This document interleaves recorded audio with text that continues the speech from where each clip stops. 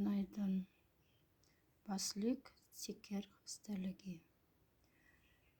Şeker hastalığı endokrin hastalıkları grubuna ait bir patoloji. İnsülin toku üzerindeki eritimi veya etkisinin bozulmasıyla ortaya çıkar.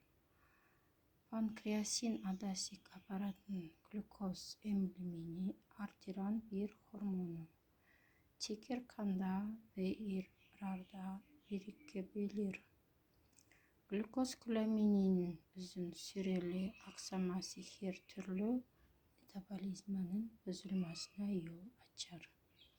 İnsülin aparatının patolojisi sıklıkla diğer organ ve sistemlerde değişen şiddette bozukluklarla birlikte görülür. Karakteristik lezyonlar arasında küçük damarlar, retina, böbrekler ve sinir sistemi yer alır. Teşekkür ederim.